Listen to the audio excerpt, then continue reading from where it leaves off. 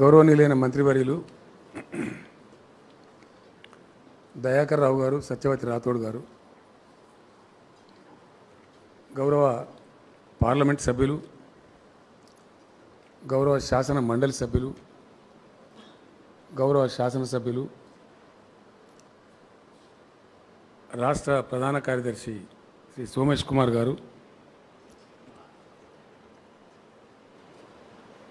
స్థానిక సంస్థల ప్రజాప్రతినిధులు, రాష్ట్ర స్థాయి బాబు వాల్యూమ్ పెంచా మైకు రాష్ట్ర స్థాయి జిల్లా స్థాయి అధికారులు,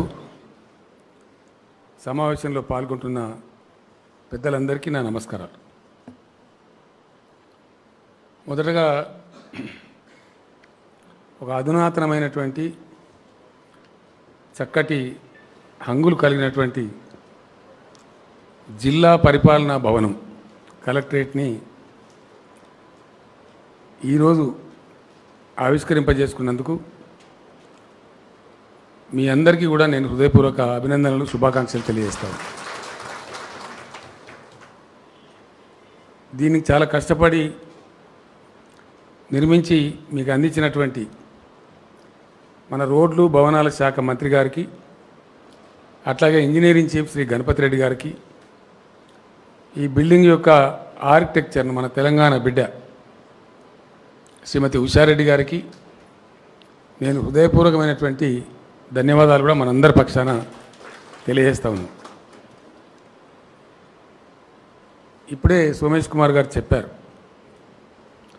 పరిపాలనా సంస్కరణలు బాగా తెచ్చుకున్నాం, అవన్నీ పరిపుష్టం కావాలి, బాగా జరగాలి, అప్పుడే మనకు అనుకున్నటువంటి ఫలితాలన్నీ వస్తాయి, లేకపోతే రావు. అనుకున్న పద్ధతిలో అగో అంటే 6 నెలలు అన్నట్టు కాకుండా, ప్రభుత్వం అంటేనే ప్రజలకు ఒక యాష్ట అన్నట్టు కాకుండా పనులు చకచక జరగాలి. అదే నిజమైనటువంటి ప్రజాస్వామ్య స్ఫూర్తి. అట్లా జరిగిన నాడే ప్రజాస్వామ్యం పరిపక్వమైనట్టు లెక్క. That is what is the maturity in democracy. Flow లాగా జరిగిపోవాలి పనులు. తట్టుకొని పట్టుకొని పైరే వీలు చేసి గందరగోళం అనేది లేకుండా పోతే అది మనం సాధించగలిగితే మన పరిపాలన సంస్కరణలకు ఒక అర్థం. అది సాధించే ప్రయత్నం చాలా తీవ్రంగా మన రాష్ట్రంలో జరుగుతున్నది. ఇంకా కూడా మనం ముందుకు పోవాలి.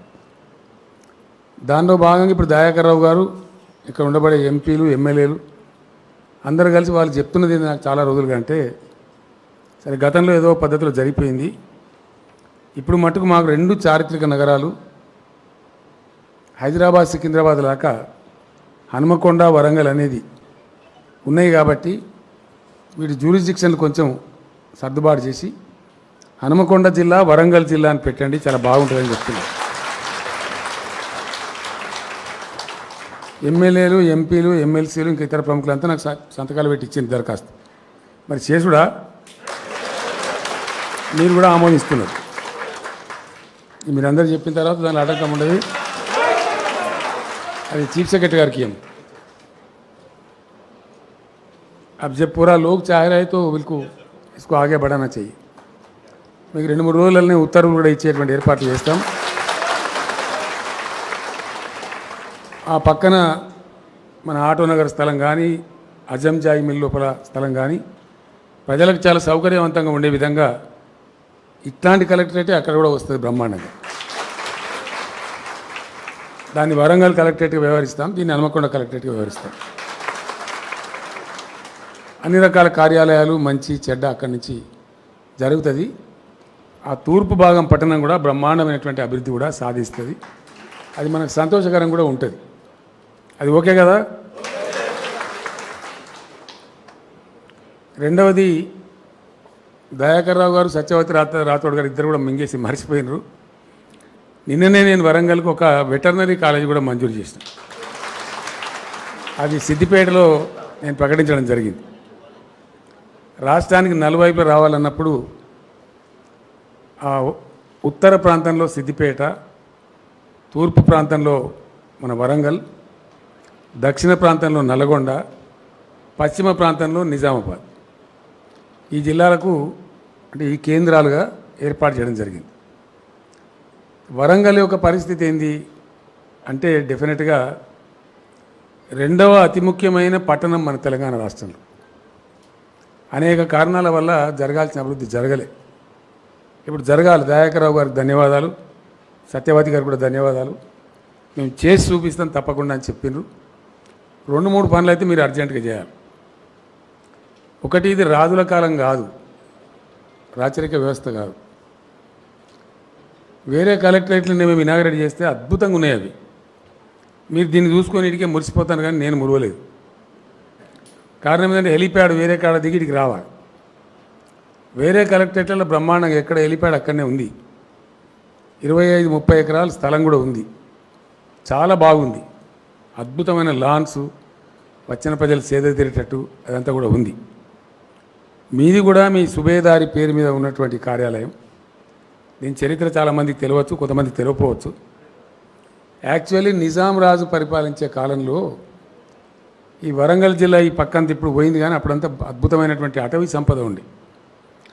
వాళ్ళు వేట కోసం వచ్చేవాళ్ళు ఇక్కడికి. వేట కోసం వచ్చి కొన్ని రోజులు ఇక్కడనే ఉండేవాళ్ళు.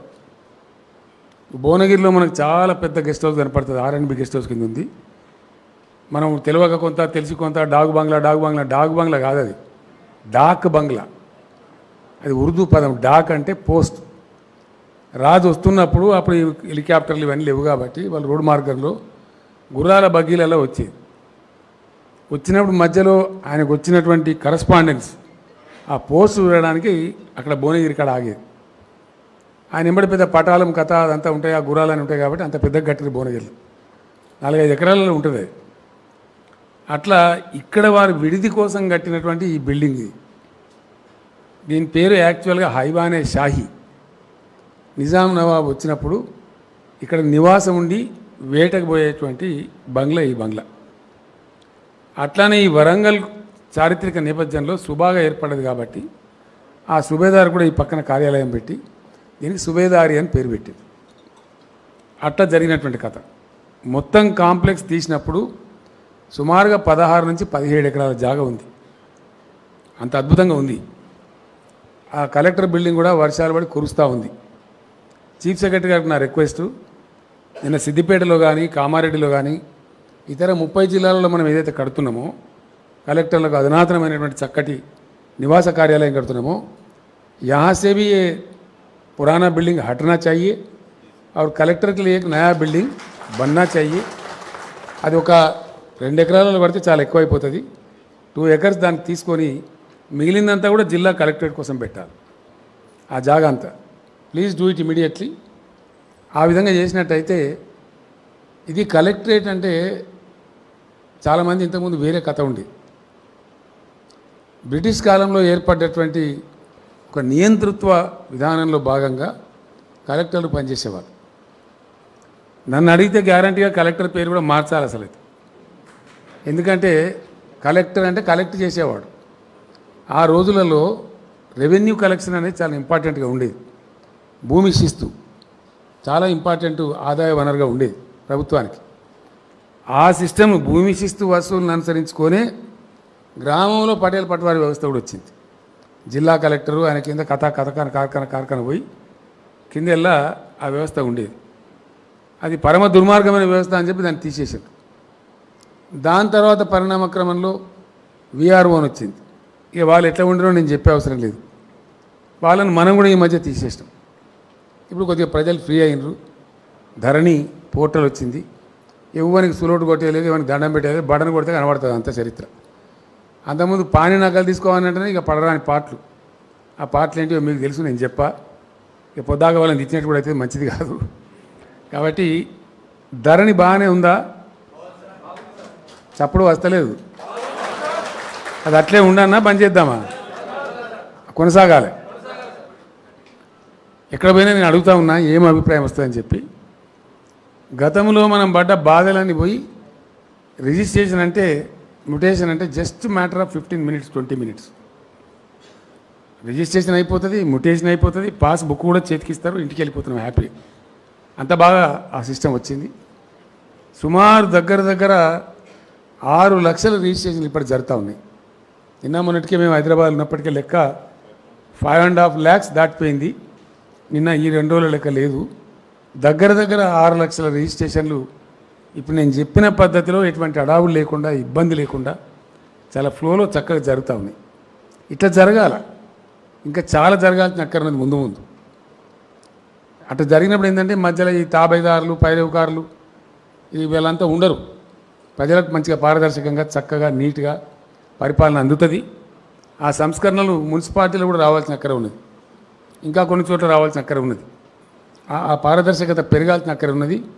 అవన్నీ కూడా మేము ఆలోచిస్తూ ఉన్నాం. ఆ ప్రకారంగా వాటిని కూడా తెచ్చుకుందాం. రెండవది, వరంగల్ డెఫినెట్గా చక్కటి పరిశ్రమల కేంద్రం కావాలి.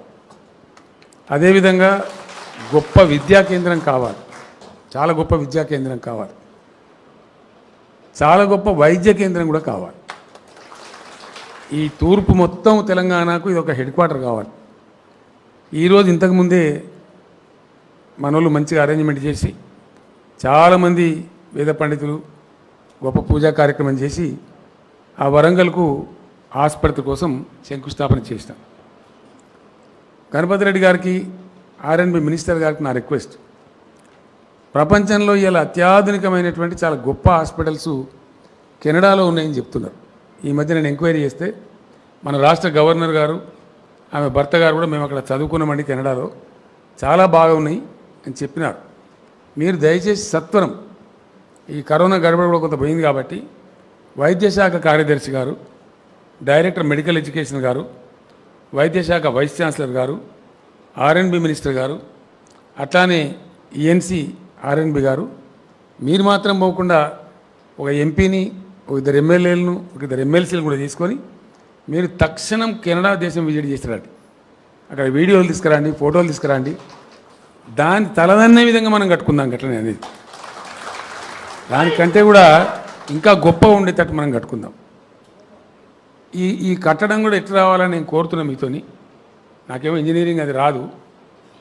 అయితే కోరేది ఏంది, ఎన్ని రకాల వైద్య విభాగాలు ప్రపంచంలో ఈరోజు ఉన్నాయో అన్నీ ఇక్కడ రావాలి, ఒకటే ప్రెమిసెస్లో రావాలి. మనకేమి ఓ 2 పనులు చేసుకోవాలి మనం. ఒకటి, మహిళలు ప్రసవిస్తేనే మనందరం పుట్టినాం, అంతే కదా. కాబట్టి మాతా శిశు సంరక్షణ చాలా ప్రాధాన్యమైన విషయం. ఆ టైం చాలా క్రూషియల్ టైం. మనం ఒక చిన్న ప్రయత్నం చేసినాం, కొంతవరకు రిజల్ట్ సాధించగలిగినాం. తెలంగాణ రాష్ట్రం ఏర్పడిన టైంలో ఈ ఎంఎంఆర్, ఐఎంఆర్ అంటారు ఇంగ్లీష్లో. ఎంఎంఆర్ అంటే మదర్ మోర్టాలిటీ రేట్, చావుల శాతం. అట్లనే ఐఎంఆర్ అంటే ఇన్ఫాంట్ అంటే శిశువు. ఈ ప్రసవ సమయంలో కలిగే అనేక అనర్థాల వల్ల తల్లులు ఎంతమంది చచ్చిపోతున్నారు, పిల్లలు ఎంతమంది, అప్పుట్టే పిల్లలు ఎంతమంది చచ్చిపోతున్నారు అనే ఒక కొలమానం ఉంటుంది ప్రపంచంలో. దాన్ని అట్లా కొలుస్తారు, ఐఎంఆర్, ఎంఎంఆర్ అని కొలుస్తారు. అది చాలా ఎక్కువ ఉండే తెలంగాణ కొత్తగా ఏర్పడేటప్పుడు. ఇప్పుడు చాలా తగ్గించినాం, చాలా డౌన్ అయింది. ఆ రేటు తగ్గి మనం చాలా దేశంలో 1-2 ప్రాంతంలో ఉన్నాం. ఇది డాక్టర్లకు తెలిసే విషయం బాగా. దానికోసం నేను కోరుతున్నది ఏంటంటే, ఒక వరంగల్ కాదు, యావత్తు తెలంగాణ వ్యాప్తంగా కూడా.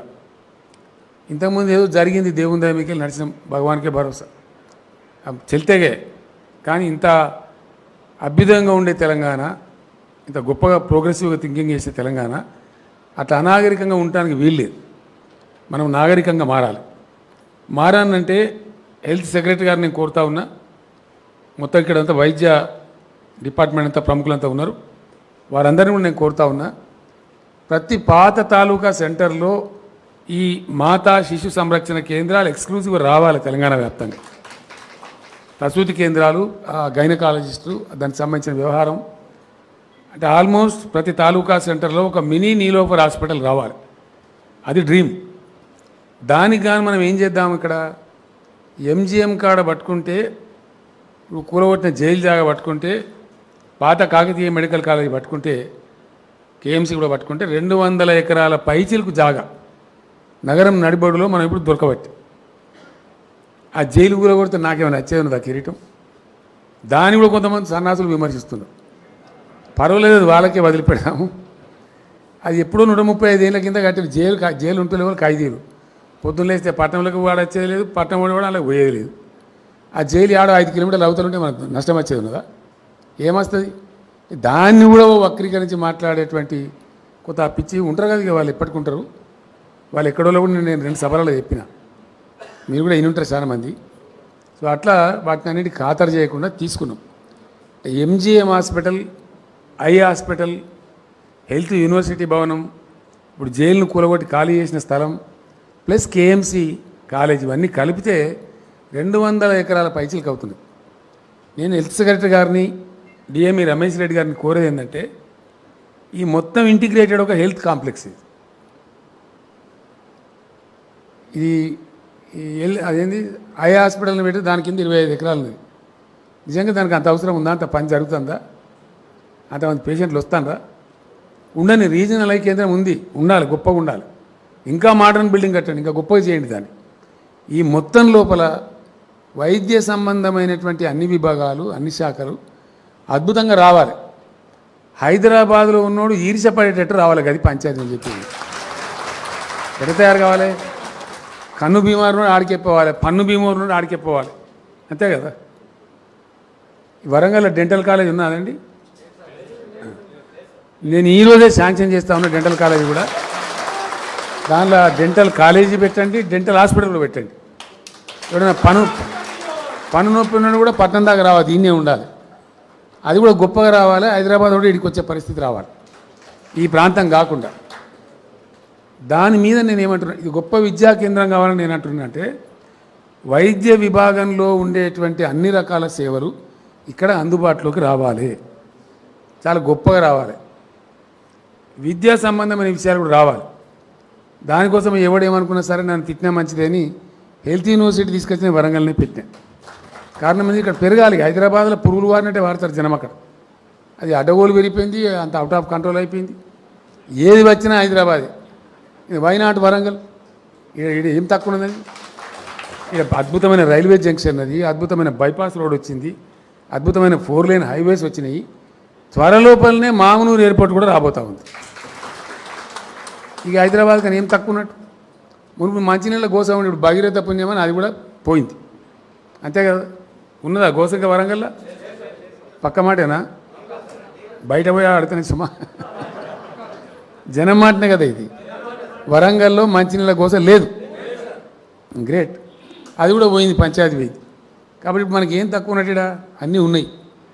కాబట్టి అన్ని రకాలుగా ఇది అభివృద్ధి చెందాలి, పెట్టుబడులు ఆకర్షించాలి, ఐటీ విస్తరణ జరగాలి, అన్ని రంగాల్లో జరగాలి.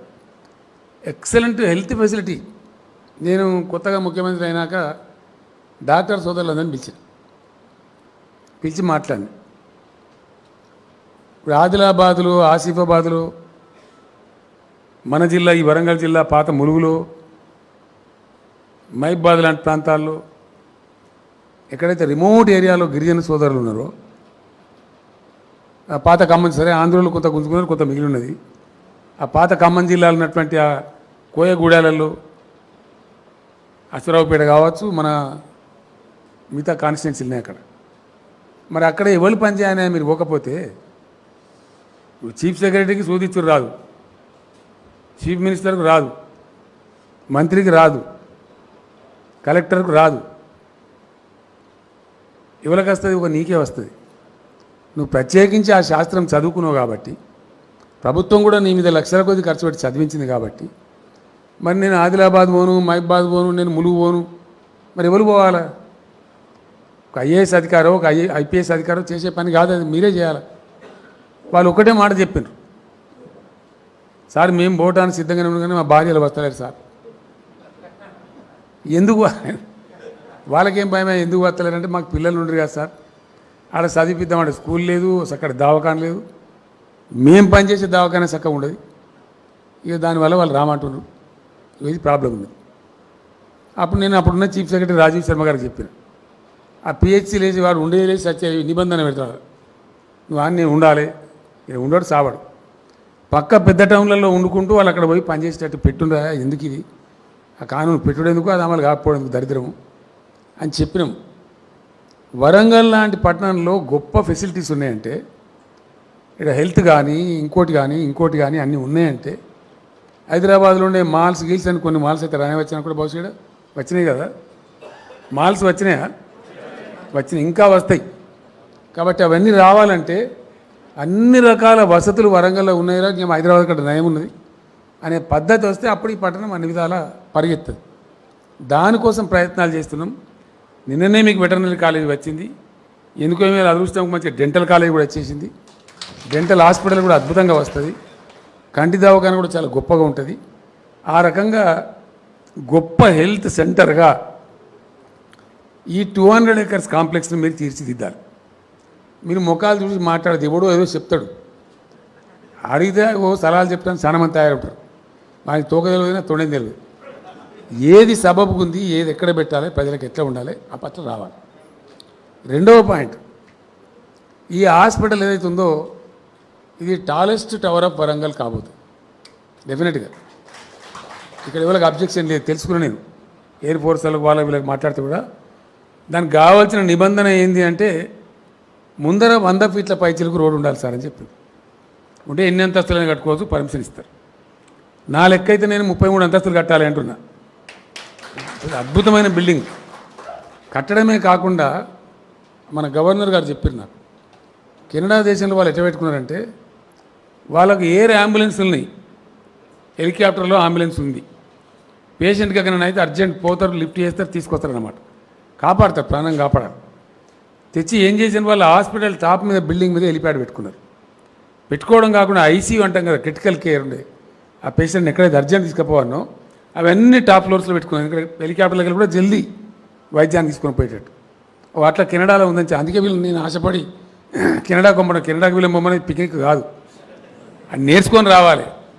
నాకేమో తీరిపాడు కదా కెనడా బొమ్మడా, నేను ఎక్కడ. సో మీరు చూసేస్తే వాళ్ళు ఎట్లా పెట్టింది ఏం కథ, ఇంకా అంతకన్నా గొప్పగా మనం ఏం పెట్టుకోవచ్చు. కాబట్టి వీళ్ళు పోయి వస్తే మనకు లాభం అవుతుందని పొమ్మంటున్నాం. వీళ్ళను పోతారు, త్వర లోపలనే పాస్పోర్ట్లు మనం తీసుకొని పోవాలి, పోయి తొందరగా రావాలి, వచ్చి పని మొదలు పెట్టాలి. ఇంకొక మాట ఈ సందర్భంగా గణపతి రెడ్డి గారికి మనవి చేస్తా ఉన్నా. నేను నిన్ననో ఇవాళనో పేపర్లో చదివిన, 28 గంటలలో 10 అంతస్తుల బిల్డింగ్ కట్టిన చైనాలు. కరెక్టే కదా, పేపర్లో అయితే వచ్చింది, చదివిన కదా. 28 గంటలలో 10 అంతస్తుల బిల్డింగ్. మరి మీరు ఈ హాస్పిటల్ ఎన్ని రోజుల లోపల కడతారు?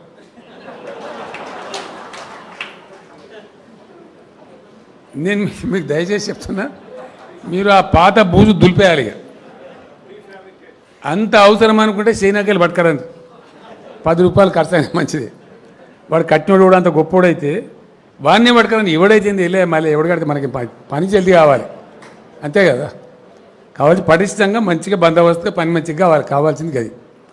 అట్లా అవసరం అనుకుంటే తీసుకొస్తారా, అది కూడా విచారం చేయండి. మంత్రి గారు మీరు కూడా ఇంజనీరే, మీరు ఇంజనీరు, మీకు బాగా అనుభవం ఉంది కాబట్టి క్విక్కెస్ట్ పాసిబుల్ టైం, దేవుని దయ వల్ల నేను చల్లగా బతికుంటే కరెక్ట్గా 1.5 సంవత్సరం నాటికి మళ్ళీ నాతో కొబ్బరికాయ కొట్టించి ఇనాగ్రేషన్ చేయించాను.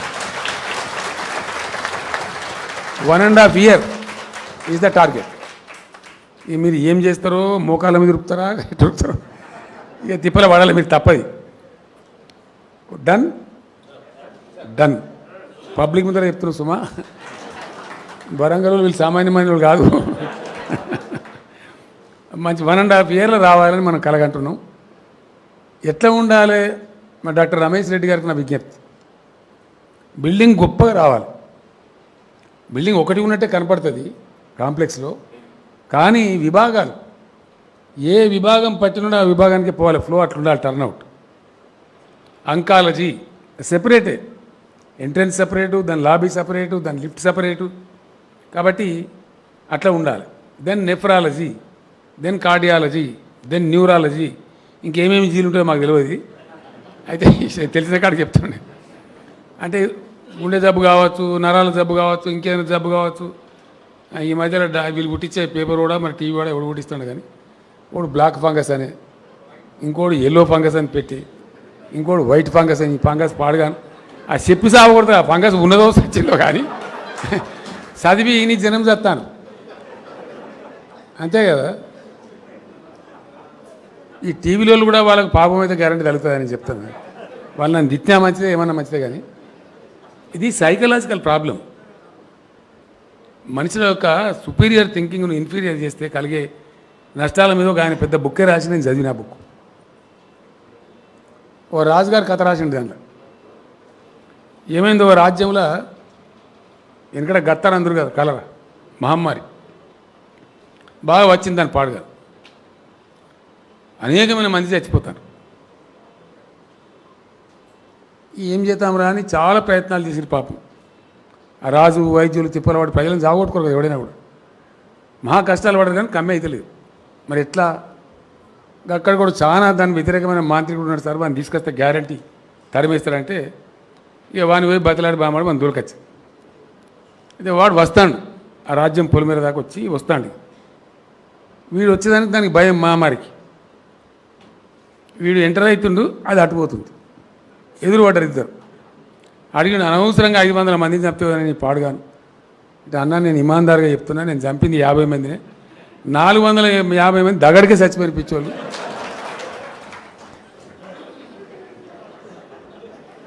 ఇవి ఇంట్లో నిజంగా చచ్చినోడో ఇది ఎట్లా చచ్చాడో తెలియదు. బాధ కలుగుతుందండి. ఇంత దుష్ప్రచారం చేయడం ఈ టీవీలకు వీళ్ళకి అవసరమా? నాకు అర్థం కాదు. దాంతో ఏం సాధిస్తారు వీళ్ళు? ఏం లాభం జరుగుతుంది? ఎవరమైనా సరే మనకు సమాజం పట్ల బాధ్యత ఉండాలి. ఒక మాట మాట్లాడితే ఎట్లా మాట్లాడనో గట్లా మాట్లాడాలి, తర్వాయి చొప్పున ఉండాలి. అదే పండకుండా లేవ్వకుండా తినకుండా ఇక ఇప్పుడు చిన్న పొరగానికి వస్తాను వాళ్ళు వంటలేరు పొరగాను. వాళ్ళు ముందే బడి బంద్ అయ్యి పిచ్చి పిచ్చి చేస్తారు అంతే ఇళ్ళ పని. అంతే కదా. బడి లేకపోతే పాపం బడికి పోయేస్తున్నాం మనకు అక్కడ దోస్తు ఉంటాడు, క్లాస్ ఉంటుంది, టీచర్ ఉంటుంది, పొద్దు జరుగుతుంది, ఇంత ఆడుకుంటాడు పాడుకుంటాడు.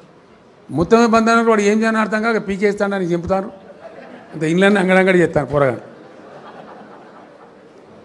చేస్తారా లేదా?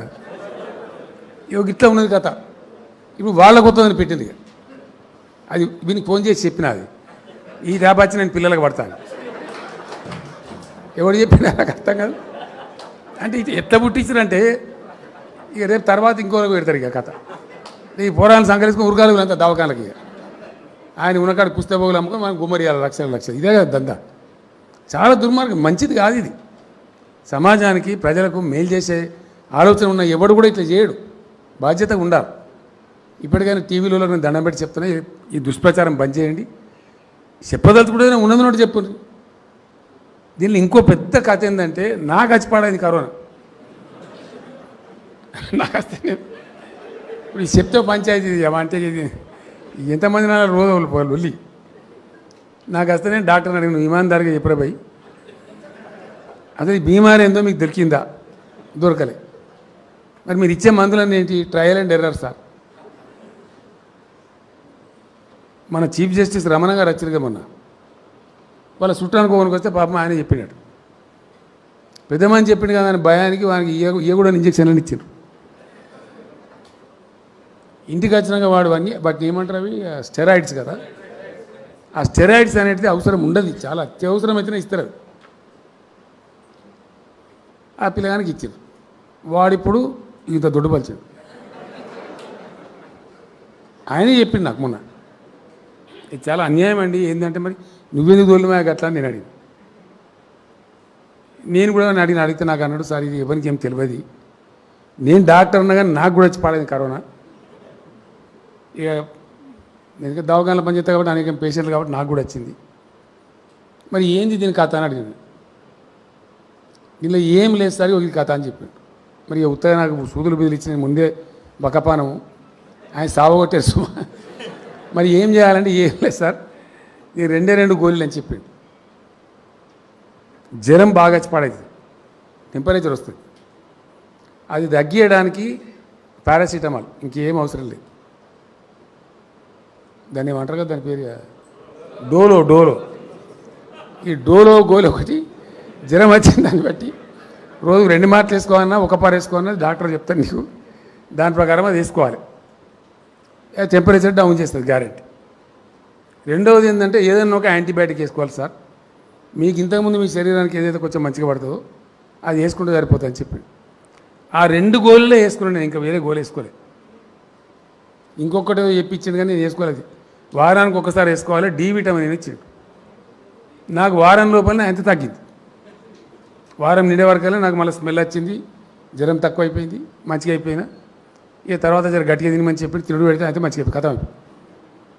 దీనికి ఎన్ని కథలా, గిన్ని ప్రచారాలా, గింత అదరగొట్టుడా, ఇంత భయోత్పాతం సృష్టించుడా సమాజం లోపల ఏమక్కరా? ఈ పనికి మాలిన సెన్సేషన్ ఎవరికి ఉపయోగం? దయచేసి మీడియా వాళ్ళు, నేను ఒక బాధ్యత గల ముఖ్యమంత్రిగా ఈ దేశంలో నేను చెప్తా ఉన్నాను, మీకు ఇంకేదైనా సెన్సేషన్ చేసుకోండి, కానీ ప్రజల బతుకులతో ప్రజల జీవితాలతో ఆడుకునే ఈ పిచ్చి సెన్సేషన్లు హెల్త్ విషయంలో బంద్ చేయాలి. ఇక మీడియా మిత్రులు గమనించాలి, ప్రజలు సపోర్ట్ కొడుతున్నాయి ఈ మాట చెప్తే. ఇది తగ్గి వాస్తవం ఉంటే చెప్పండి, ప్రజలు తీసుకోవాల్సిన జాగ్రత్తలు చెప్పండి. మీరు ఆ దిక్కుమాలిన వార్తలు చెప్పే బదులు మాస్క్ పెట్టుకోమని చెప్పారు, ఇంకోటి చెప్పారు. కానీ అనవసరంగా లేని ఒక ఉత్పాతం కొంతమంది టీవీ చూసి చచ్చిపోయారు. నాకు ప్రైమ్ మినిస్టర్ చెప్పిండు, ప్రధానమంత్రి చెప్పిండు అతను స్వయంగా. ఏమైపోయింది? ఢిల్లీలో బాగా విజృంభించి పడాయి, బొంబాయి సిటీలో బాగా విజృంభించి దబ్బని నాకు వాడిని రాలే కరోనా, నాకు వస్తుందో ఏమో అని వాడు 2 గ్యాస్ సిలిండర్ ఆక్సిజన్ సిలిండర్లు కొని ఇట్లా పెట్టుకున్నాడు. అసలు అక్కడికేమో దొరుకుతలేదు. पूरे ब्लॉक कर दिए भाई देश भर में. అన్నాక మున్సిపల్ కమిషనర్ ముంబై చాలా గొప్పోడు ఆయన. దాన్ని ఆడిటింగ్ పెట్టి తీసి మొత్తం దాచినాయన్ని బయటికి తీసి ఇచ్చి చాలామంది రోగులను కాపాడగలిగారు. అక్కడ అక్కర్నోళ్ళకి ఇచ్చి కాపాడు. అంటే ఒక భయోత్పాతం క్రియేట్ చేస్తే దానివల్ల సంభవించే దుష్పరిణామం నాకు వస్తుందో ఏమన్న భయానికి అక్కర్ లేకున్నా 2 సిలిండర్లు కొనడం ఇంట్లో పెట్టి బ్లాక్ చేసి పరిస్థితి అయిపోయింది. అన్నీ ఇంజక్షన్లు కొని పెట్టుకున్నారు, మందులు కొని పెట్టుకున్నారు, మరి రాలే.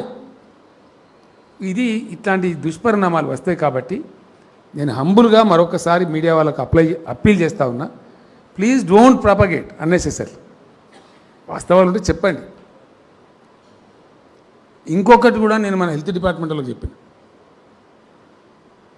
నేను కూడా 50 ఏళ్ళ బట్టి ఈ రాజకీయాలను ఉన్నా. ఏదో పని మీద ఏదో సందర్భంలో ఎన్ని దవాఖానలకు పోయినా నేను ఉస్మానియాకి పోయినా, గాంధీకి పోయినా, అంతకు లోగాలు వచ్చినప్పుడు పోయిన టీఆర్ఎస్ని అనవసరంగా చంపేస్తే ఎంజీఎం కూడా పోయినా, అవన్నీ నేను పోయిన సందర్భంలో చూస్తాం కదా పరిస్థితి అక్కడ ఏముంది మంచి. అక్కడ ఏం జరుగుతుందండి? ప్రభుత్వ ఆసుపత్రి అనగానే అక్కడికి పోతే జ్వరం వస్తుంది అంటే ప్రచారం చేస్తారు వీళ్ళు. యాక్చువల్ ఫ్యాక్ట్ ఏందండి? సత్యమైంది. ఎన్నడన్నా ఉస్మానియా హాస్పిటల్లో బెడ్ ఖాళీ ఉంటుందా? ఎన్నడన్నా గాంధీ హాస్పిటల్లో బెడ్ ఖాళీ ఉంటుందా? నీలోఫర్ హాస్పిటల్లో బెడ్ ఖాళీ ఉంటుందా? మన ఎంజీఎంలో బెడ్ ఖాళీ ఉంటుందా? కరోనా కాదు నేను చెప్పేది, కరోనా లేని సమయంలో పోవుడు బరాబరే, డాక్టర్లు చూసుడు బరాబరే, వాళ్ళు సేవ చేసుడు బరాబరే, మంచిగా ఇంటికి పోడు బరాబరే, కానీ దాన్ని బదనాం చేసుడా? ఏం దుర్మార్గం ఇది? ప్రభుత్వ ఆసుపత్రులలో నేను శాల్యూట్ చేస్తా ఉన్నా గవర్నమెంట్ డాక్టర్స్కు. ఎంత వండర్ఫుల్ సర్వీస్ అంటే వాళ్ళు ఎల్లగొట్టరు. పేషెంట్ వస్తే పాపం గవర్నమెంట్ హాస్పిటల్కి పోయేటోడు పేదోడు. ఆ సోయితో వాళ్ళు ఏం చేస్తారంటే దబ్బన బెడ్ లేకున్నా ఒక పరుపు కిందేసైనా కానీ ట్రీట్మెంట్ ఇచ్చి బచాయిస్తారు, ఎలగొట్టరు. దాన్ని టక్కన ఫోటో తీసి పేషెంట్లను నేల మీద బండబెట్టిన ఏం చేయమని రాస్తారు. ఇప్పుడు ఎవరు తప్ప అన్నట్టు ఇది కరెక్టేనా? నిజంగా హాస్పిటల్లో బెడ్స్ లేకున్నా, ఓవర్లోడ్ ఉన్నా ఆ డాక్టర్ ఎక్కువ పరిశ్రమ చేస్తాను, ఆ నర్సులు ఎక్కువ పరిశ్రమ చేస్తాను, వాళ్ళు తిప్పలు పడతానని వాళ్ళు మెచ్చుకునేది పోయి ఇది జరుగుతుంది. ఇది జరుగుడు మంచిదా? నేను ఒక్కరిని మాట్లాడుతున్నా, మీరు అందరూ మాట్లాడాలి మోకాన్ని బట్టి, అవసరాన్ని బట్టి, అంతే కదా? సో ఈ దుర్మార్గాలు మంచి కావు. ఇవి నిజంగా సేవ చేస్తుంది మంచోడు అనాలే. చెడ్డోడు అంటే ఎట్లా? సేవ చేయంగా సేవ చేపించుకున్నాడు తిట్టుడా? ఇది ఎక్కడ అన్యాయం ఇది? సో ఇది కరెక్ట్ కాదు. ఈ పందా సమాజానికి మేలు చేసే పందా కాదు. పాజిటివ్ దృక్పథంతో, మంచి పద్ధతితో ఒక శాంతియుతమైన సమాజం కోసం అందరం కలిసి కృషి చేస్తే అవుతుంది, రిజల్ట్ బాగా వస్తుంది. అది జరగాలి. అది జరుగుతలేదు. పర్టికులర్లీ వైద్య రంగం మీద పెద్ద దాడి. ఇప్పుడు రోగం వస్తుంది, రోగం వచ్చిన వాళ్ళు అందరూ బతారా? గాసరం బాగా కొందరు పోతారు, ఆటోమేటికే కదా. దానికి డాక్టర్ మీద దాడి చేసుడు, వాళ్ళని గొట్టుడు కట్టుంటుందా? ఇది కూడా పద్ధతేనా? సమాజానికి ధర్మమా? వైద్య సేవలు ఎంత గొప్ప అంటే అవసరమైన సందర్భంలో ఎంత గొప్పగా స్పందిస్తారంటే మొన్న మనం ఇంటింటి జలస్వర్వేం పెట్టిన నేను సిఎస్ గారితో మాట్లాడితే అని చెప్పిండు చేద్దాం సార్ ధైర్యంగా భయపడతాను గద గద వణుకుతాను ప్రతి ఇంటికి పోనంటే ఏ ఇంట్లో కరోనా ఉండొచ్చు ఆయనకు అంటచ్చు కదా పాపం మన ఆశా వర్కర్ కావచ్చు మన ఏఎన్ఎం కావచ్చు మన హెల్త్ డిపార్ట్మెంట్లో పనిచేసి ఎవరికన్నా కావచ్చు అంటుకోవచ్చు కదా కానీ నిజంగా నేను వాళ్ళకు 2 చేతులు ఎత్తి దండం పెడుతున్నాను మన ఆశా వర్కర్లకు మీరు కూడా సపోర్ట్లు బాగా కొట్టాలి వాళ్ళకు మనం ఎంత దండం పెట్టినా తక్కువనే భారతదేశంలో ఏ రాష్ట్రం చేయలే ఇంటింటి జల సర్వే చేయాలంటే ప్రతి ఇంటికి పోయి 2 సార్లు చేయమంటే 2 సార్లు చేసినటువంటి వాళ్ళు మన తెలంగాణ ఆడబిడ్డలు మన ఏఎన్ఎంలు మన ఆశా వర్కర్లు అందరూ కూడా చేసారు పాపం మెడికల్ కిట్ కూడా తీసుకుపోయి ఇచ్చారు ఎందుకంటే ఏమవుతుంది కరోనా పెద్ద బీమారి పడాయి రాగానే జల్దీ సూర్యాన్సుకున్నాం అనుకో సత్తలేరు ఎవడైతే సుత్తాంతి ఏలుండి పోతే అవుతాడో అయితే మించుకొస్తాను చచ్చిపోతారు కరోనాకు బెస్ట్ దానికి దెబ్బ బ్రహ్మాస్త్రం ఏంటంటే అర్లీ ట్రీట్మెంట్ తొందరగా అనుమానం రాగానే వెంటనే డాక్టర్ దగ్గరికి పోవాలి మనకు అందుబాటులో దగ్గర పోవాలి చక్కగా ఊహించుకోవాలి ఈజీగా బతుకుతున్నారు వాళ్ళు ఇబ్బంది కూడా అవుతలేదు కాబట్టి ఆ ఏఎన్ఎంలు మనకు అంటే ప్రభుత్వ వైద్య రంగంలో పనిచేసేటువంటి మొత్తం వైద్య వ్యవస్థ రాత్రి మొదలు పనిచేసింది రివ్యూ చేస్తుంటే ఇక ఖమ్మం జిల్లా ఆంధ్ర బార్డర్ మీద ఉన్న సార్ అడగోలు రోగం పడైంది ఇటు అటు పోతాడు అటు ఇటు పోతాడు మనకి కంట్రోల్ లేదు ఎక్కువ ఉన్నదంటే నేను రిజీవ్ గారిని మన హెల్త్ సెక్రటరీని బతిమాలిన మీరు ఓన్గా ఆడెక్కున్నది ఆడికే పోండి హైదరాబాద్ విడిచిపెట్టనని చెప్తే కార్లో పోయినరు హెలికాప్టర్లు పోయినరు ఎట్లా పోను అట్లా పోయినరు ఏ జిల్లాలో అయితే ఎక్కువ ఉండేనో ఆడ ప్రత్యేకంగా మొత్తం వైద్య బృందాలు పోయి కూర్చొని కూడా సేవ అందించి వచ్చింది దీన్ని మనం మెచ్చుకోమే దీన్ని పొగడమే తప్పు కదా కాబట్టి ఈ పద్ధతి సమాజం కూడా ఆలోచించాలని చెప్పి నేను మిమ్మల్ని కూడా కోరుతున్నా ప్రజలను కూడా కోరుతున్నా ఆ ఒక పాజిటివ్ దృక్పథం మన లోపల రావాలి ముఖ్యంగా మన మంత్రులు మన ఎమ్మెల్యేలు ఎక్కడ పోయినా హాస్పిటల్ సందర్శించి షెబ్బాష్ గొప్పగా పనిచేస్తాను మా యొక్క సిబ్బంది అని వాళ్ళు మెచ్చుకొని రావాలి ఇంకా నలుగురికి ఎక్కువ పని చేస్తారు వాళ్ళు 1 గంట ఎక్కువ కష్టపడతారు పడ్డరు రాత్రి లేదు పగలు లేదు 2 డిపార్ట్మెంట్లు ఇటు హెల్త్ కావచ్చు అటు పోలీస్ కావచ్చు బాగా అద్భుతంగా పనిచేసింది ఈరోజు మనము 2% లోపలికి పోతున్నాం దగ్గర లేటెస్ట్ రిపోర్ట్ ప్రకారం అయితే వీఆర్ గోయింగ్ డౌన్ 2% లోపలికి వెళ్ళిపోయినాం చాలా జిల్లాలు 0% పోయినాం సగం జిల్లాలో నో కరోనా రాష్ట్రంలో మనం అన్లాక్ చేసే ముందు మొత్తం డిపార్ట్మెంట్ అంతా పిలిచి మాట్లాడి ఏది కరెక్టు అంటే సార్ లేదు మన దగ్గర ఉదయం నుంచి ఆ సాయంత్రం 6 దాకా కుల్లనే పెట్టినాం కదా వ్యాప్తి అయితే గప్పుడే కావాలి వ్యాప్తి అయితే లేదు సింపుల్ లాజిక్ వాళ్ళు చెప్పింది కుల్ల ఇచ్చి పెడితే అయిపోవాలి కదా అంత టైం కుల్ల ఇచ్చినప్పుడు అప్పుడు కాలేదు కాబట్టి ఇక కాదు దబ్బన వస్తుందా రాదా తెలియదు రావద్దని దేవునికి మొక్కుదాం మేము అన్ని రకాలుగా తయారున్నాం ఫేస్ చేయడానికి వస్తే ఇస్తే అక్టోబర్ తర్వాత వస్తుంది ఈ మధ్యలో రాదు కాబట్టి మనం పేదలు చచ్చిపోతారు ఆయన పని చేసుకొని అన్నం లేక చచ్చిపోతారని చెప్తే అప్పుడు లాక్డౌన్ అయితే తీసినాం వాటికనే ఎత్తేసినామా అందులో కూడా మాట్లాడే కొండి ఇవానికి ఒక్కరికే పట్టినట్టు మాకు పట్టలేనట్టు మేము ఆలోచన చేయనట్టు ఇట్లున్నది కథ సరే మంచి మాట వాళ్ళ తెలుగుకే వదిలేద్దాం ఇది జరుగుతుంది అయితే హాస్పిటల్ బిల్డింగ్ సెక్రటరీ గారికి రమేష్ రెడ్డి గారికి నా రిక్వెస్ట్ ఈ 200 ఎకరాలను మీరు దృష్టిలో పెట్టుకొని టోటల్ రీలొకేషన్ చేయండి ఆ ఎంజీ దవాఖానా కూడా అంత పాత పడిపోయింది సిలుం పట్టేట్టు అయిపోయింది అది ఉంచుదామా దెబ్బ పెడదామా అది కూడా ఆలోచన చేయండి తీసి పారేస్తే పీడపోతే పోతుంది ఏమంటారు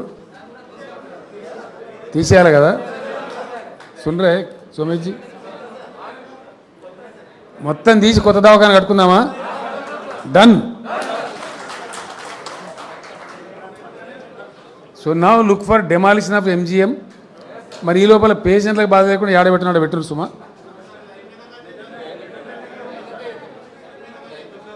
ఎస్ ప్లాన్ ఏం చేయండి అంటే మొత్తం కలిపి ఏం చేయొచ్చు అనేది ఇప్పుడున్న ఎంజిఎం ఏం కావాలంటే ఎక్స్క్లూజివ్ మాతా శిశు సంరక్షణ కేంద్రం కావాలి 1500 మంది లేడీస్ వచ్చిన ప్రసూతి కంటే కూడా ఇబ్బంది లేకుండా బ్రహ్మాండంగా చేసేటట్టు కావాలి అంతే కదా అటువంటి గొప్ప కేంద్రం రావాలి దాన్ని ప్లాన్ చేయండి ఈ ఐ హాస్పిటల్ ఇవన్నీ కలిపి ఏం చేస్తారో దయాకర్ రావు గారు జిల్లా కలెక్టర్ గారు హెల్త్ డిపార్ట్మెంట్ వాళ్ళు అందరూ కలిసి ఇంచి గొలుగుండ్రి ఎంత గొప్పగా మీరు తీర్చిదిద్దారో మీకు జనం దండం పెడతారు నాదేమో ఇక నాది ఏడులో గాయత్తానం అంటారు కదా, నేను ఆడాడ పోయి చెప్తా ఉంటా పోతూ ఉంటా. చేసే జిమ్మేదారి మీద ఉంటుంది, స్థానిక నాయకులు ఉంటుంది. మీరు ఎంత బాగా చేయించుకుంటారు, ఎంత గొప్పగా తీసుకొస్తారు అనేది మీ మీద ఉంటుంది.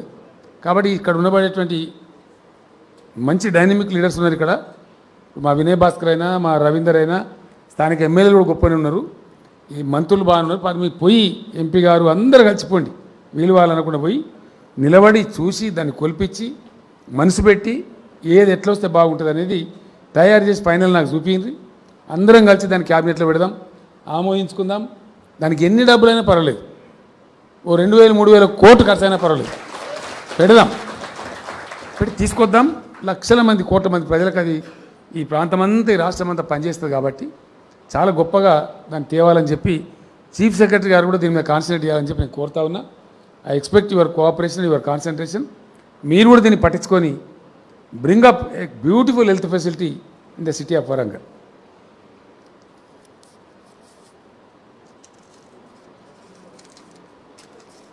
తర్వాత ఇంకో ప్రోగ్రాం ఉంది, ఇక్కడి నుంచి అనౌన్స్ చేద్దాం అనుకున్నా. నేను గ్రామాలు పట్టణాలు బాగు చేసేదానికి కొంత జరుగుతూ ఉంది పని, జరగాల్సినంత బాగా జరుగుతలేదు. దయాకరావు మెల్లగా మాట చెప్పి తప్పించుకున్నాడు. చేస్తానం మేము మంచిగానే చేస్తానం కానీ మమ్మల్ని అనద్దు ముఖ్యమంత్రి. పట్టుబట్టి చేయాలి. ఇంతకుముందు లేని ఇక్కడ సమకూరినాయి. ఇప్పుడు ప్రతి ఊళ్ళో ట్రాక్టర్ రాగలిగింది, ప్రతి ఊళ్ళో చెట్లు కనపడుతున్నాయి, ప్రతి ఊళ్ళో నర్సరీ ఉంది. కొంత మున్సిపాలిటీలో జరుగుతలేదు అనుకున్న ప్రకారం. ఏం చేయాలి, ఎట్లా చేయాలి? నేను నిన్న కూడా చెప్పిన ఉపన్యాసాలు ఈరోజు కూడా చెప్తున్నాను. రాజకీయాలలో ఒక అలవాటు అయిందండి, నేల విడిచి సాము చేయడం. పని ఒక కాడు ఉంటుంది, చేసుడు ఇంకో కాడు ఉంటుంది. అది కరెక్ట్ కాదు. ఒక రాష్ట్ర ప్రభుత్వానికి మొత్తం గ్రామాలు మొత్తం బ్రహ్మాండమైనటువంటి పచ్చదనంతో, పరిశుభ్రతతో, ప్రతి నీళ్ళు ఫ్రెష్గా మంచినీళ్ళతో, ఆరోగ్యం జబ్బులు రాకుండా ఉండే గ్రామాలు కానీ పట్టణాలు కానీ, అంతకు మించిన టార్గెట్ ఏముంటుందండి ప్రభుత్వానికి? అంతకు మించిన పని ఏముంటుంది? మీ ప్రజలందరూ ఎక్కడున్నారు? అయితే గ్రామాలలో ఉన్నారు, లేకపోతే పట్టణాలలో ఉన్నారు. ఇవి చాలా గొప్పగా ఉన్న తర్వాత ఇంకా మీరు సాధించదలుచుకునేది నాకు అర్థం. ఇంకేదంటే వేరే సంగతులకు చూసుకోండి. దీన్ని మించిన పని లేదు. ఇప్పుడు జర్రంతా మనం దారి పెట్టినాం, కొంత దూరం వచ్చినాం. ప్రతి ఊళ్ళో నర్సరీ ఉంది, ప్రతి ఊళ్ళో చెత్త వేసేసి ట్రాక్టర్ ఉంది, ప్రతి ఊళ్ళో వైకుంఠ ధామాలు కడుతున్నాం. 98.6% అది. వైకుంఠ ధామం అంటే ఆశామాషగా ఎదుర్కొనే సబ్జెక్ట్ కాదండి. ఇంట్లో మనిషి చచ్చిపోతే మన దేశం పరిస్థితి ఏంది? గౌరవప్రదంగా వాళ్ళని సాగనంపుతాం. Respectable disposal. తీసుకుపోయి పారేయం కదా, ఇట్లా వెంట మీద వాడేస్తామా? పడేయం. గౌరవప్రదంగా సాగనంపడం అనేది మన సాంప్రదాయం. జాగా ఉన్నాడో మన జాగాలో పోయి కాలబెట్టుకుంటాం. మరి జాగా లేనివని పరిస్థితి అండి. ఏం చేయాలా? ఎక్కడికి పోవాలా? ఒకవేళ ఆ పరిస్థితి మనకే సంభవిస్తే ఇంట్లో సచ్చిన మనిషి గురించి ఏడవాలన్నా, లేదా ఎక్కడ అంత్యక్రియలు చేయాలో తెలియక ఏడవాలన్నా, దేనికి ఏడవాలా? చాలా పెద్ద బాధ. కొద్దిగా డీప్గా పోతే అర్థమవుతుంది. ఆ మధ్యలో వచ్చింది ఒకటి, ఎవడో పాపం గతి లేక 21 కిలోమీటర్లు తల్లి శవం పెట్టుకొని సైకిల్ మీద చూసినాం మన అందరం. మరి పెదవులు తప్పరితే ఎట్లా? అటువంటి సంభవం మనకు రావద్దు కదా. రావద్దంటే మొత్తం పట్టుబట్టాలి. ప్రతి ఊర్లో, ప్రతి టౌన్లో ప్రజల అవసరాలకు అవసరమైనటువంటి అన్నింటినీ క్రియేట్ చేయాలి. ఆ పని జరుగుతుంది. 98.6% అయింది. ఇంకో కొత్త కావాల్సింది, అది పూర్తి కావాలి. దానికోసం ఇటువంటి కొరవ పనులు ఎవరైతే చేయని వాళ్ళున్నారో ఒక జడత గట్టిగా పట్టి వాళ్ళని చేయించడం కోసం మళ్ళా ఒకసారి మనం పల్లె ప్రగతి, పట్టణ ప్రగతి, హరితహారం కార్యక్రమం తీసుకోవాలి. చూసినావా? సపోర్ట్ కొడుతుంది. అది జరగాలని మన ఉద్దేశం ఉంది. కాబట్టి వచ్చే నెల జూలై 1 నుంచి జూలై 10 దాకా 10 రోజులు ముమ్మరంగా చిన్న అధికారి నుంచి చీఫ్ సెక్రటరీ దాకా, సర్పంచ్ నుంచి చీఫ్ మినిస్టర్ దాకా మనం ఏం పని చేయకుండా ఈ పల్లె ప్రగతి మీదనే పడదాం. బాగుంటుంది కదా? పల్లె ప్రగతి, పట్టణ ప్రగతి అండ్ హరితహారం 3 క్లబ్ చేసి పోదాం. ఆ రకంగా పెట్టుకుందాం.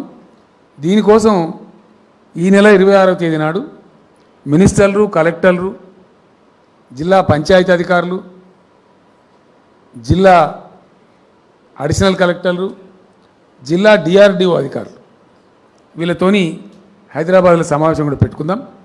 ఆ రోజు మొత్తం ఎజెండా ఫైనల్ చేద్దాం, కావాల్సిన పరిస్థితి చేద్దాం. జూలై నెలకు స్థానిక సంస్థలకు ఇచ్చే ఫండ్స్ అని విడుదల చేద్దాం. చాలా పట్టుబట్టి ఈ కార్యక్రమాన్ని విజయవంతం చేద్దామని చెప్పి రాష్ట్ర ప్రజలకు నేను ఇక్కడి నుంచి తెలియజేస్తూ ఉన్నా. అదేవిధంగా వీరయ్య గారిని ఇప్పుడు నేను పిలిచి మాట్లాడినా, డయాస్ మీదకి పిలిచి కూర్చోండి మాట్లాడినా. నేను జిల్లా శాసనసభ్యులకు, జిల్లా మంత్రులకు, జిల్లా ఇతర నాయకులకు, ఇరిగేషన్ అధికారులకు నా విజ్ఞప్తి, దేవాదుల ప్రాజెక్టు కంప్లీట్ అయింది. అంటే ఇంకా పూర్తి కాలం ఇంకా కొంత కొరవ ఉంది, కానీ సమ్మక్క బ్యారేజ్ కంప్లీట్ అయింది. అక్కడ ఇంద్రావతి, ప్రాణహిత 2 నదుల నీళ్ళు వస్తాయి దానికి. ఇప్పుడు పోతూనే ఉన్నాయి నీళ్ళు అక్కడ. అందులో 7.5 టీఎంసీల నీళ్లు 365 రోజులు నిల్వ ఉంటాయి. మరి దానిలో మన కరువు ఎట్లుంటుంది వరంగల్లో? తెలంగాణ ఉద్యమంలో నేను చాలా పెట్టిన లొల్లి, అనేక మీటింగ్లలో మాట్లాడింది ఏంటంటే నాకు కోపం వచ్చి మాట్లాడుతుంది. గోదావరి నది ఒరుసుకుంటూ పారే జిల్లాలలో కరువు ఎట్లుంటుందా సన్నాసులారా అని అప్పుడు నేను అడిగేది.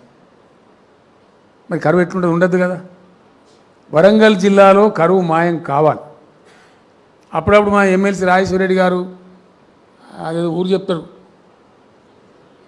మా రాజయ్య గారు వేలేరు మండలం రావాలి సారు, ఇంకా ఈ ఊరికి రావాలి, సిల్కూరు మండలం గురించి చెప్తారు. నేను దయాకర్ రావుతున్న కూడా నేను మంచోని కాను సుమా అంటే నాతో పెట్టుకోవద్దు. మరి ఈ ఊరు ఆ ఊరు కాదు. ఇప్పుడు స్మితా సబర్వాల్ గారు నా సెక్రటరీ గారు ఉన్నారు ఇక్కడనే. No village shall be left out. Devadula Warangal జిల్లాకే అంకితం. ఆ నీళ్ళ సుక్కను ఇంకా ఏ జిల్లాకి ఇచ్చే అవసరం లేదు. మల్లన్న సాగర్ నుంచి ఆలేరు, ఆ జనగామ కింద ఉన్న జనగామ పాత్ర మనమే అనుకో, ఆలేరు బీలేరు ఉంటే తీసి దానికి అటాచ్ చేసేయండి.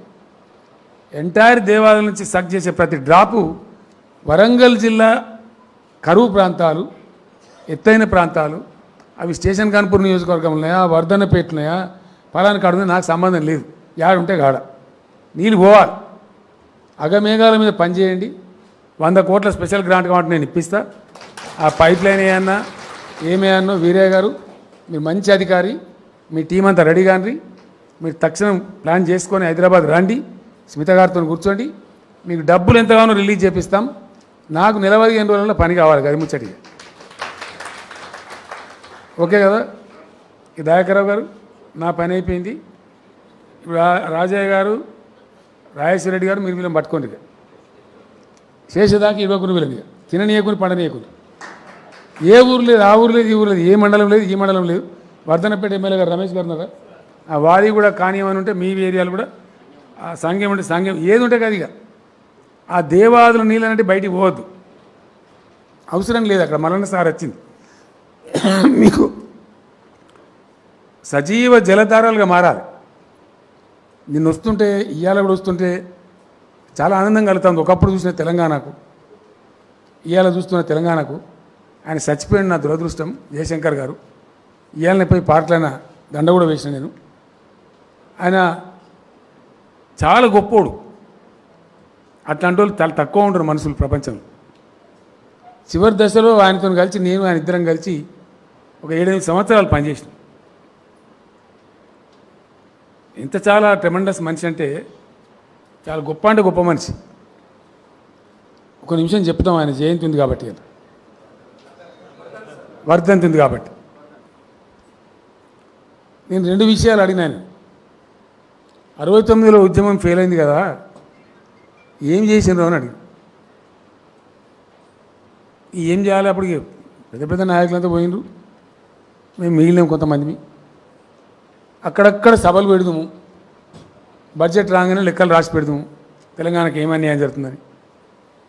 అట్లా ప్రయత్నం ఉందాము. మీరు మీటింగ్లోకి పోతే మరి ఎంతమంది వస్తారో అని అడిగాను. ఇక 15 మంది, 20 మంది, 30 మంది, 40 మంది గంతే వస్తారు. మరి ఆ 10-15 మందితో ఏం చేస్తాం అనుకున్నారు, ఎట్ట వస్తాం అనుకున్నారు తెలంగాణ? ఆయన ఒకటే మాట అన్నాడు, సావన్ బతుకని సత్యదాకా తెలంగాణకు ఉండాలని అనుకున్నా, అలా కాంప్రమైజ్ కాదలుచుకోలే. ఎన్నటికన్నా నియాసంతో కూడా వస్తాడు కదా ఆశ ఉండే మాకు. వచ్చే వరకు ఆ తాలూకాకు ఒక 5-10 మంది రెడీ ఉంటే జై తెలంగాణ అంటోడు ఉంటే మళ్ళీ అది స్టార్ట్ అయిపోతున్న ఉద్దేశంతో దాన్ని సజీవంగా ఉంచాలని చెప్పి మేము ప్రయత్నం చేసినామని చెప్పి రెండు విషయాలు. అయ్యదేవర కాళేశ్వరరావు అని చెప్పి ఒక ఆంధ్ర నాయకుడు, అప్పుడు వెనకడ స్పీకర్ ఉండే ఆయన, జయశంకర్ సార్ ఇక్కడ మర్కజీ స్కూల్లో చదువుకునే టైంలో ఆయన వచ్చి అడ్డంపోడు మాట్లాడితే రాలనుకొని కొట్టిరు. లాఠీ చార్జ్ అయింది, జయశంకర్ దెబ్బలు తిన్నాడు దాంట్లో. అక్కడ జై తెలంగాణ అన్నా అంటే ఆ రోజు నేను చచ్చిపోయేదాకా దాని గురించి విడవదలుచుకోలేసిన నినాదం ఆయన విడవలే.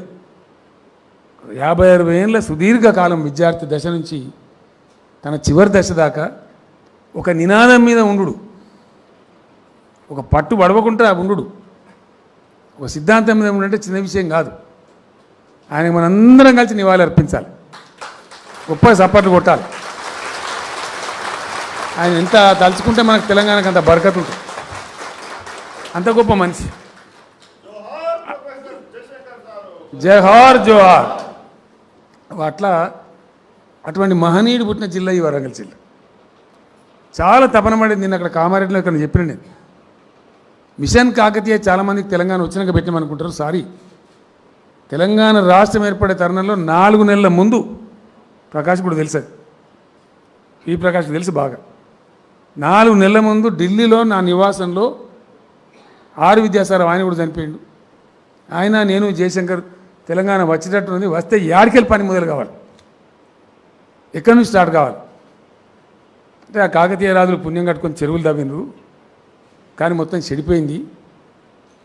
అక్కడి నుంచే మనం మొదలు పెట్టాలి తెలంగాణ పునర్నిర్మాణం అని చెప్పి ఆ రాజుల పేరు పెడితే మనకు బరకత్ ఉంటుందని దాని పేరు మిషన్ కాకతీయ అని పెట్టి, తెలంగాణ రావడానికి 4 మాసాల ముందు ఆ పేరు ఖరారైంది. అట్లా చేసినాం. ఆయన ధన్యుడు. సరే, ఆయన చనిపోయాడు పాపం. ఆ 2 రోజులు బట్టి ఆయన తెలంగాణ వచ్చినాక వస్తే తృప్తిగా చేస్తుండే.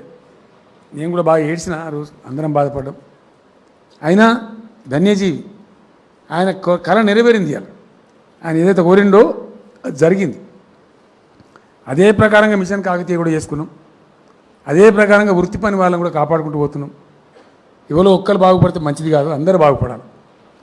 యాదవ్ సోదరులకు గొర్రెల పంపిణీ చేసినాం. 7.5 లక్షల దరఖాస్తులు వచ్చినాయి. దాంట్లో దాదాపు 3,75,000 మంది దాకా ఇచ్చినాం. ఇంకో 3,50,000 మందికి ఇవ్వాల్సింది. మొన్ననే నేను అధికారులకు ఆదేశం ఇచ్చిన 2వ విడత గొర్రెల పంపిణీ కార్యక్రమాన్ని త్వరలోనే ఈ లాక్డౌన్ ఎత్తేసినాక స్టార్ట్ చేద్దాం అనుకున్నాం.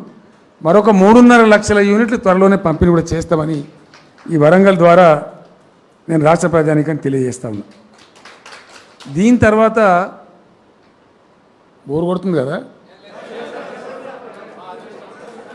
అంటే మీరు వ్యాపారం మీరు తిని కూర్చున్నట్టు కనబడు. నాకేమో కడియం సీఆర్ గారు అన్నం పెడతాడు, మళ్ళీ ఈడికెళ్ళి మేము యాదగిరికి పోవాలి. ఒక 2 ముచ్చట్లని జోకులు కాదు, 2 విషయాలని చెప్తాను నేను. నిన్న కూడా నా స్పీచ్ మీరు చాలామంది వినుంటారు. ఇప్పుడు అన్ని వర్గాల ప్రజలు తారతమ్యం లేకుండా బాగుపడాలి, ఒక ప్రయత్నం చేసుకుంటూ పోతున్నాం. ప్రయాణం జరుగుతుంది. ఏది పట్టించుకో మనం పేదరికం క్రైటీరియా తీసుకుంటాం, అవసరం క్రైటీరియా తీసుకుంటాం. కులము మతం జాతి వీ డోంట్ కేర్. పేదలు ఎవరైతే ప్రజలు ఉన్నారో వాళ్ళ గురించి పనిచేసుకుంటూ పోవాలి. దాని గురించి జరిగే దానిలో రైతుల గురించి చేసినాం. రైతు కులంలో ఎవరికి ఎకరం జాగుంటే వాడు రైతు. మంచి కార్యక్రమాలు తెచ్చినాం, ప్రపంచమంతా శ్లాఘిస్తున్నది దాన్ని. యుఎన్ఓ కూడా పొగిడింది. రైతు బంధు చాలా గొప్ప కార్యక్రమం, రైతు బీమా కూడా చాలా గొప్ప కార్యక్రమం.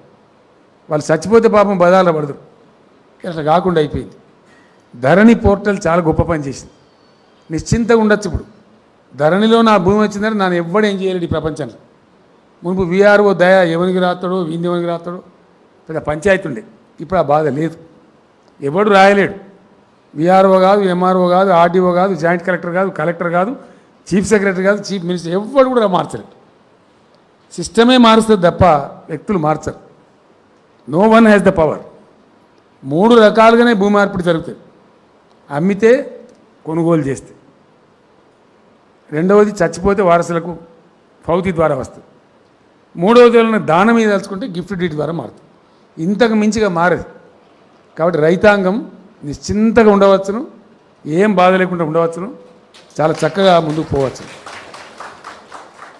వాళ్ళకి ఆ పీడ వదిలింది. కానీ ఇంకో చిన్న కొండి ఉన్నది, గెట్టు పంచాయతీ. అది ఒక్కటి తీరితే ఆయనతో పోతుంది పంచాయతీ. దానికోసం ఈ మధ్యనే సర్వే, మొత్తం టోటల్ సర్వే చేయాలను. ఇవి చేయాలంటే గవర్నమెంట్కి సాహసం కావాలి. ఇవి చిన్న వాటికి నోటికెళ్ళి మాట్లాడితే అయ్యే పనులు కావు. చాలా పెద్ద వ్యవస్థ. ధరణి దేవానంటేనే నాకు 3 ఏళ్ళు పట్టింది, 3 సంవత్సరాలు. అనేకమైన పరిశ్రమ చేస్తే ఇప్పుడు ఆ రూపంలో అది వచ్చింది. టోటల్ సర్వే ఇలా చాలా ఉంటారు వాళ్ళు, పైరవకాలు, కథ, కార్ఖాన. ఇప్పటికీ వాళ్ళకి చాలా బాగుంది నా మీద.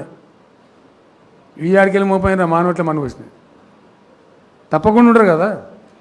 ఇప్పుడు బంద్ అయిపోయింది వాళ్ళకు, వాళ్ళ దుకాణం క్లోజ్ అయిపోయింది. ఎవడు అచ్చటోళ్ళు లేడు, సూలోడు కొట్టలేడు. ఏమక్కర్నది? నా భూమి నాకేముండే, నా ధరలో వచ్చే నా పాస్బుక్ నా జేబులో, ఇంకేం పంచాయతీ? ఈ సర్వే కాడ కూడా కొంత పంచాయతీలు చేస్తారు. నేను ఎమ్మెల్యేలను, మంత్రులను కోరుతున్నా, 2-3 విషయాలని మనకు వాటిని పరిష్కారం చేయాలి. ఒకటి టోటల్ ల్యాండ్ సర్వే. ఏం చేస్తారు? దానికి కోఆర్డినేట్స్ అని ఇస్తారు. కోఆర్డినేట్స్ అంటే అక్షాంశాలు, రేఖాంశాలు.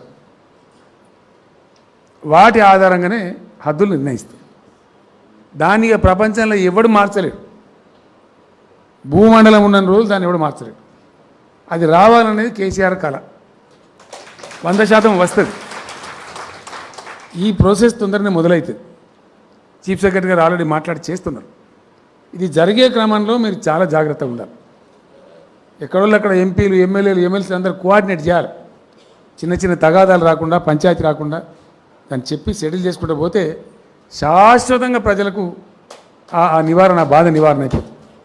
ఈ అక్రమార్కులు, దుర్మార్గులు, బలిసిన వాళ్ళు, బక్కోళ్ళను సతాయించకుండా అయిపోతుంది. కాబట్టి అది కూడా మంచి కార్యక్రమాన్ని వరంగల్లో చెప్దామని పెట్టుకున్నాం. ఆ విధంగా మనం ముందుకు పోదాం. అట్లానే కంటి వెలుగు కార్యక్రమం చేసినాం మనం. భారతదేశ చరిత్రలో ఎక్కడ జరగలే, ఎవరు చేయలే. 50 మంది ప్రజలకు ఇచ్చిన వీలు వాళ్ళని లెక్కలేదు. దానికి కూడా కులం లేదు, మతం లేదు, జాతి లేదు. పరీక్షలు చేసినవి ఇచ్చినాం. 50 లక్షల పైచీల కళ్ళద్దాలు కూడా పంపిణీ చేసినాం ఫ్రీగా. అద్భుతమైన కార్యక్రమం, ఎప్పుడు వెళ్ళి చేయలే. అటువంటి కార్యక్రమంలో ఒక చివరి ఘట్టంలో ఆగిపోయినాం. అది వరంగల్ నుంచే ఆపిన దాన్ని. ఆపరేషన్లు చేస్తామని చెప్పినాం కానీ చెయ్యలే, స్టార్ట్ చేయలే ప్రభుత్వం. కానీ ఎవడో సంస్థ, వేరే సంస్థ చేస్తే ఉన్న కాళ్ళు పోయి ఒక పేపర్లు రాసి పెద్ద గడబడి చేస్తాం. కంటి వెలుగులో చేసి, కంటి వెలుగులో అసలు ఆపరేషన్ చేయలే మనం. అంత మంచి కార్యక్రమాన్ని కూడా ఒక చిన్న దుష్ప్రచారం ఆపేస్తుంది. సమాజానికి ఎట్లా నష్టం జరుగుతుంది అనడానికి ఇట్లాంటి సంకేతం. కాబట్టి అట్లాంటి కార్యక్రమాన్ని కూడా మనం చేసుకున్నాం. ఈ సర్వేకి పోతాం. ఇటువంటి ఇంకా అనేకమైన మంచి కార్యక్రమాలు ప్రభుత్వం శ్రీకారం చుడతా ఉంది. తెలంగాణ వచ్చిన తర్వాత ఒక్కొక్కటి పరిష్కారం చేసుకుంటూ ఒక అడుగు ముందుకు వేసుకుంటూ పోతున్నాం. అదే పద్ధతిలో కొనసాగుదాం. వరంగల్ చాలా చైతన్యమైన జిల్లా, ఉద్యమాల జిల్లా, అవగాహన ఎక్కువ ఉన్న జిల్లా, విద్యా సంపన్నులు ఉన్నటువంటి జిల్లా, ఉద్యమంలో కూడా గొప్పగా ఉజ్వలంగా పనిచేసినటువంటి చరిత్ర ఉన్న జిల్లా. ఇక్కడ సభ పెడితే 10 లక్షల మంది, 15 లక్షల మందితో సభలు మహాగర్జనలు జరిగినటువంటి జిల్లా. కాబట్టి మీకు పుష్కలమైనటువంటి అనుభవం, ఆ కమిట్మెంట్ అన్నీ కూడా ఉన్నాయి. దయచేసి నేను మీతో ప్రార్థించేది, కొన్ని శాశ్వతంగా పోయిన ఈ సమస్యలు ఇంకా పోవాల్సిన వాటిని చేసుకుంటూ మనం ముందుకు పోవాలి. త్వరలో మీ ముందుకు చాలా కార్యక్రమాలు వస్తాయి. రజక సోదరులకు అధునాతనమైన దోపిఘాట్లు వస్తాయి. నాయి బ్రాహ్మణ సోదరులకు మోడర్న్ సెలూన్స్ వస్తాయి. ఇది కొంతమందికి తెలియదు, చెప్తే బాధ. రజక సోదరులు అంటే వాళ్ళు చేసే పని వాళ్ళు చేయలేదు అనుకుందాం. మనం ఇట్లా శుభ్రంగా బట్టలు మొత్తం అడిగి గబ్బులు వేసిపోతాం, అంతే కదా. నాయి బ్రాహ్మణ సోదరులు వాళ్ళ పని అనుకుంటే వాళ్ళ పని కాదు, సామాజిక సేవ అది. నాయి బ్రాహ్మణ సోదరులు మనం జుట్టు కట్టేయలేదు అనుకో, ఎట్లుంటే మనం గుడ్డేరులో తయారవుతాం. కరెక్టా కాదా? అప్పుడెప్పుడు మహాత్మా గాంధీ గారి ఆత్మకథలు రాసిండు ఆయన. ఆడు ఉన్నప్పుడు వాడు కటింగ్ చేయాలంటే ఆయనే కటింగ్ చేసుకోకపోతే అంత ఆగమాగం అయిపోయి ఇబ్బంది అయిందని మహాత్మా గాంధీ అంతలోనికే చెప్పలే బాధ. సో అట్లా అది సామాజిక బాధ్యత. మొత్తం సమాజం యొక్క పని వాళ్ళు చేసేది. దాన్ని అర్థం చేసుకొని ఆ కార్యక్రమం కూడా మంచిగా జరిగేటట్టు చేస్తే మనం పరిశుభ్రంగా ఉంటాం, గుడిలో కాకుండా ఉంటాం, జుట్టు మంచిగా సంస్కారంగా తెచ్చుకుంటాం, మంచిగా జరుగుతుంది. అటువంటి గొప్ప కార్యక్రమాలు కూడా విస్తృత స్థాయిలో మీ ముందు రాబోతాయి. వీటి తర్వాత మన మనసులో ఉండే ఒక బాధ, తెలంగాణ సమాజంలో మన దళిత జాతి కొద్దిగా పేదరికంలో ఉంది, బాధలో ఉంది. ఒక తెలంగాణలో లేదు, భారతదేశం మొత్తం ఉంది. కన్యాకుమారి టు కాశ్మీర్, ఏ రాష్ట్రంలో ఏ గ్రామంలోకి పోయినా మీ ఊళ్ళో ఎవరైనా పేదోళ్ళంటే దళితులు అని చెప్తారు. ఎందుకు ఉండాలి దుస్థితి? సరే, కొన్ని కారణాల వల్ల ఉన్నది. ఇంతకుముందు పరిపాలన చేసిన మహానుభావులు వాళ్ళకి మొక్కాలే, వాళ్ళ పుణ్యమనే ఉన్నది. జరిగేది ఉండే ఇప్పటికే కొంత, జరగాల్సినంత జరగలే, ఇంకా జరగాల్సింది. అయితే అందులో భాగంగా మనం కొన్ని కార్యక్రమాలు చేస్తూ ఉన్నాం. ఎవరు ఇయ్యనటువంటి సదుపాయాలు కల్పించినాం, రెసిడెన్షియల్ పాఠశాలలు పెట్టినాం. నేను ఛాలెంజ్గా చెప్తున్నా, ఈరోజు తెలంగాణలో డాక్టర్ అంబేద్కర్ గారి పేరు పెట్టి విదేశీ విద్యకు పోయే దళిత విద్యార్థులకు 20 లక్షల రూపాయలు ఇచ్చే ఒకటే ఒక రాష్ట్రం ఇండియాలో తెలంగాణ. జ్యోతిబా పూలే పేరు పెట్టి బీసీ విద్యార్థులకు స్కాలర్షిప్ ఇచ్చే ఒకే ఒక రాష్ట్రం ఇండియాలో తెలంగాణ. ఏ రాష్ట్రంలో ఇయర్ 20 లక్షలు. విదేశానికి పోతాం, చదువుకుంటామంటే ఏమో తీయగా పూల మాట్లాడతారు కానీ ఇయర్, కానీ వీఆర్ గివింగ్. అది సరిపడతలేదు, ఇంకా మంచి పనులు జరగాలి. రెసిడెన్షియల్ పాఠశాలలు పెట్టినాం, విదేశీ విద్యకు పోయే పిల్లలను ప్రోత్సహిస్తున్నాం, ఇంకా కూడా జరగాలి. దానికోసం ఒక ప్రత్యేకమైన కార్యక్రమం తీసుకుందామని నా పేరు పెట్టి సీఎం దళిత్ ఎంపవర్మెంట్ ప్రోగ్రామ్ అని పెట్టినాం, CMD. ఒక 1000 కోట్లు కేటాయించినాం. ఆ కార్యక్రమాలకు ఇప్పుడు రూపకల్పన జరుగుతుంది. ఈ కరోనా పీడపోయిన తర్వాత బయలుదేరామని అనుకున్నాం. ఆ కార్యక్రమాలు కూడా మీ ముందుకు రాబోతాయి. మీ వరంగల్ జిల్లా దయచేసి దానిలో మీరు ఫస్ట్లో ఉండాలని చెప్పి నేను కోరుతా ఉన్నాను. రెండవ విషయం, గిరిజన సోదరులకు సంబంధించి వాళ్ళ పోడు భూముల సమస్య. దానిలో నుంచి చాలా బాధలు జరుగుతున్నాయి, చాలా షికాయతులు వస్తున్నాయి. కొంతమంది న్యాయంగా ఉన్న వాళ్ళని కూడా కొంత కొట్టి వాళ్ళని బాధ పెట్టి అవి కూడా బాధలు అవుతున్నాయి. దాన్ని కూడా మనం పరిష్కారం చెయ్యాలి. ఇప్పుడు ఇలా మాట్లాడుతున్నారు కదా సిపాయిలు చాలామంది వాళ్ళు చేసి ఉంటే మరి ఈ సమస్య ఎందుకు ఉన్నదండి? నేను క్వశ్చన్ అడుగుతున్నా. ఎందుకు మిగిలిచ్చినవన్నీ? ఈ దళితులను దరిద్రులు ఎందుకు ఉంచిండ్రు? పోడు భూముల సమస్య ఎందుకు పెండింగ్ పెట్టిండ్రు? ఏంది ఇదంతా? మాట్లాడడానికి మస్తుగా మాట్లాడచ్చు, దాని లెక్కున్నది. నన్ను మాట్లాడమంటే నేను రేపు గీయాలి దాకా చెప్పగలుగుతా. దాని లెక్కున్నదా? చెయ్యలే, వాళ్ళు వదిలేసారు. అవన్నీ మనం నెత్తిన పడ్డాయి. మనం భయపడద్దు, ఖచ్చితంగా చేసుకుంటూ పోవాలి. పోడు భూముల వ్యవహారాన్ని కూడా నేను పరిష్కారం చేస్తాను. ఆల్రెడీ నల్గొండ జిల్లా కలెక్టర్ నేను ఆదేశం ఇచ్చినాను. నాగార్జున సాగర్ నియోజకవర్గం నుంచి ప్రారంభిస్తానని చెప్పిన దాన్ని రాబోయే 15-20 రోజులలో నాగార్జున సాగర్ మొత్తం పోయి అక్కడ పోడు భూముల సమస్య పరిష్కారం చేసి అందులో ఏమేమి ఇష్యూలు ఉత్పన్నమైతే అవగాహన చేసుకొని మొత్తం రాష్ట్రం అంతా కూడా ఏ విధంగా చేయాలనో చీఫ్ సెక్రటరీ గారు కూడా ఆల్రెడీ చెప్పినాం. క్యాబినెట్లో కూడా చర్చ చేస్తున్నాం. ఆ ప్రకారంగా ఏ జిల్లా మంత్రులు, ఎమ్మెల్యేలు, ఎంపీలు అందరూ కూడా ఎక్కడో అక్కడ ఇంట్రెస్ట్ తీసుకొని ఆ సమస్యను కూడా మనం శాశ్వతంగా పరిష్కారం చేసుకోవాలి. ఆ ఇబ్బందులు మన గిరిజన బిడ్డలకు రాకుండా చూసుకోవాలి. దానికోసం కూడా ప్రభుత్వం కార్యక్రమాన్ని త్వరలోపలనే ప్రారంభిస్తాను కూడా మనం చేస్తూ ఉన్నాం. సో ఇవాళ శుభ సందర్భం, కలెక్టరేటు ప్రారంభించుకున్నాం, సంతోషం. జాగా ఇక్కడ సెంటర్ టౌన్లో కట్టింది కాబట్టి ఇతర అట్లా లేదు. అందువల్ల ఈ పాత ఏదైతే కలెక్టర్ గారి రెసిడెన్షియల్ కాంప్లెక్స్ ఉందో 2 కాంప్లెక్స్లో ఒకటి చేయండి. కలెక్టర్ గారికి మంచి డీసెంట్ మోడర్న్ బిల్డింగ్ కట్టండి. ఇంకా ఎవరైనా ఇద్దరు ముగ్గురు కట్టమంటే కూడా కట్టండి, నాకు అభ్యంతరం లేదు. జాయింట్ కలెక్టర్కు ఇంకెవరు కట్టండి, జిల్లాధికారులకు. కానీ కలెక్టరేట్ ఖచ్చితంగా 10-14 ఎకరాలలో ఉండాలి. కలెక్టరేట్ తన సొంత హెలిప్యాడ్ కూడా ఇక్కడ కలిగి ఉండాలి. ఆ ఏర్పాటు చేయాలని చెప్పి నేను చీఫ్ సెక్రటరీ గారిని, జిల్లా మంత్రి గారిని అందరిని కూడా కోరుతా ఉన్నా. ఆ విధంగా మనందరం ముందుకు పోదాం, ఇంకా తెలంగాణ అభివృద్ధి చేసుకుందాం. మీ దీవెన, మీ సహకారం ఎల్లవేళలా ఉండాలని కోరుతూ నేను విరమిస్తా ఉన్నా. నమస్కారం. జై తెలంగాణ.